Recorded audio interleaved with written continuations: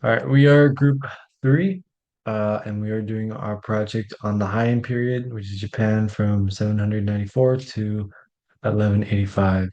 So Heian Japan was marked when Emperor Hamu moved to the capital, Heian-ko, or Kyoto, in 974. Hi, I'm Sean Dickinson, and I'll be covering the history of the Heian period, so what happened before. Um, Before the Heian period was the Nara period. It's currently called it's called the Nara period because currently the city where the capital was moved was Nara. However, at the time it was called Hijokyo. At the time, a large majority of the population were extremely poor, and they were mostly agriculturists. Um, and there was a series of misfortune. This included famines and plagues. Um, and in an attempt to turn the morale and the luck of the country around, the emperor at the time, Shomu, built a number of temples and monuments. These were primarily Buddhist monuments. Um, However, in order to fund these monuments, and because his advisors were primarily wealthy individuals in society at the time, they recommended taxing the poor, and they overtaxed the poor, and this led to just incredible public disdain for the government and numerous rebellions. Eventually, Shomu ran the government dry, and they ended up moving the capital to Kyoto, to what we now call Kyoto, and beginning the Heian period. My name is Aiden Villarreal, and I'm doing religion in the Heian period. So, some religious background. So, the Heian period is the second period after Buddhism is introduced to Japan. So, Buddhism is still a relatively new religion. It's only a couple hundred years old. And early on in the Heian period, Japan was in close contact with China. So, during this time, China had sent their own Buddhist monks with their own interpretations of Buddhism to Japan to basically spread awareness and their teachings. So these were called esoteric Buddhism. There were two types, Tendai and Shingon.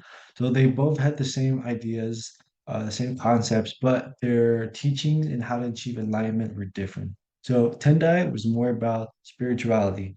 They focused more about exploring your own spirituality and yourself through self-reflection and meditation. Shingon was a little bit different. So they studied more the sacred texts of Buddha.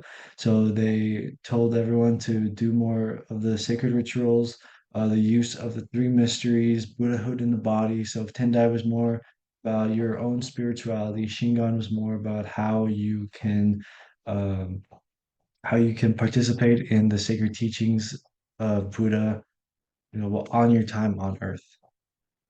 So because of this big booming of religions, it's all Buddhism, but there's a lot of different subsections. There's Buddha from India, Buddha from China, and their own little new ones that are happening in Japan. So a lot of the art depicted these religions and their concepts, their deities, in like paintings, statues, and tall tales. They all just talked about the different religions.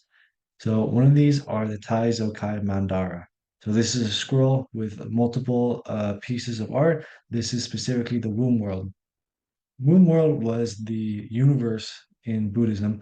It contains the 12 dimensions of Buddhist nature and their deities, and they're organized from importance and significance. So in the middle, there's Buddha. Around him are the eight Buddhas, and they're making a little red lotus flower, which represents the never-ending compassion within all people. And then around them are the other dimensions with their own respective deities. All the colors stand out. Most of the time, they use pale colors, but these are all very bright, very colorful.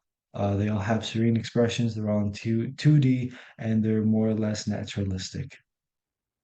And there's the legend of Mount Shigi. So again, this is on a scroll.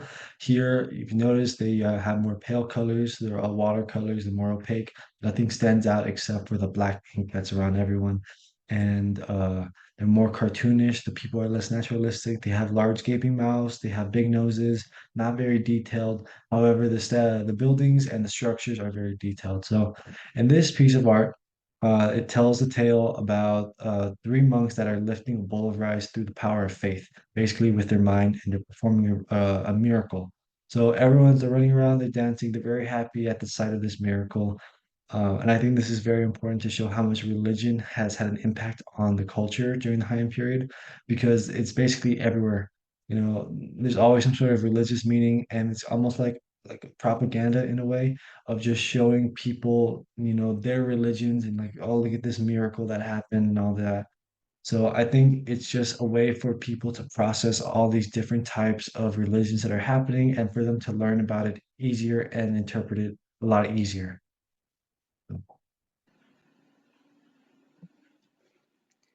Next up, we'll be talking about the way that the government influenced the Heian period. Looking back on the Heian period, we see that the aristocrats had great influence over the society during this time. Their influence reached very far politically, giving them power that rivaled that of the emperor.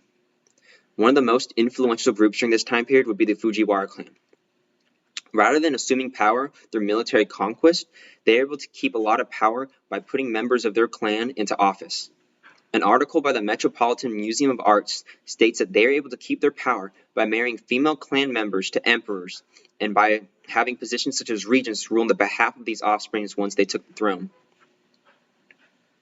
The Phoenix Hall is a good representation about the amount of wealth and power that the Fujiwara clan had during this time period. Before later being converted to a Buddhist temple, the Phoenix Hall originally was a villa for one of the most powerful Fujiwara clan members. His position was the regent, which served as almost like an advisor to the emperor. Often serving as the real power behind the throne, the regent made many decisions that were able to keep the rich in power. Looking closer at the Phoenix Hall, we see how the beauty and intricacy of the Phoenix Hall reflects the Fujiwara's clan's immense wealth during this time period. Culture.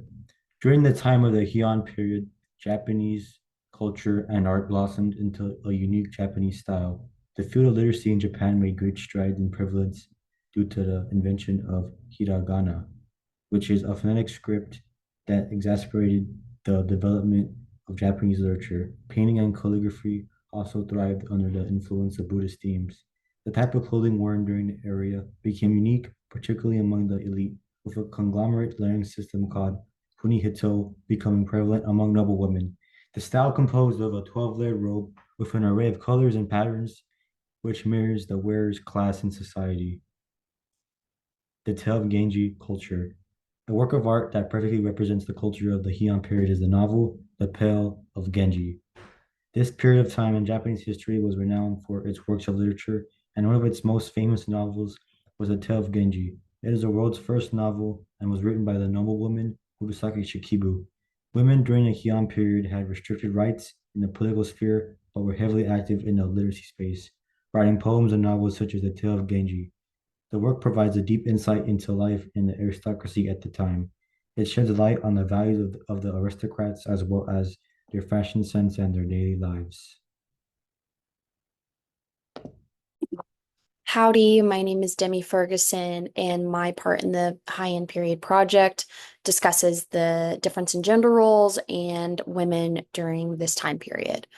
So, at the start of the Heian Period, gender roles of men and women began taking a drastic turn. The structure of this time period led to a need for labeling forms of expression in paintings and writings to help further suggest that there was a social counterpart. One result of this separation leads to evidence of different painting styles between men and women. Women were seen as more feminine figures, which led to their painting styles being labeled as ane, which essentially just means feminine or female. The bottom left painting is a female painting that depicts a household happening. It was used with vibrant colors and flowers to show the more feminine style of female art. The upper right painting is a more masculine piece of art that is known as otoko, and otoko just means male or masculine. Um, it's an otoko style of painting. The painting was used with more non-layered pigments and heavier brush strokes, highlighting the style of art that was used by more male artists during the Heian period. And then the very end is just our bibliography with our cited sources. Thank you.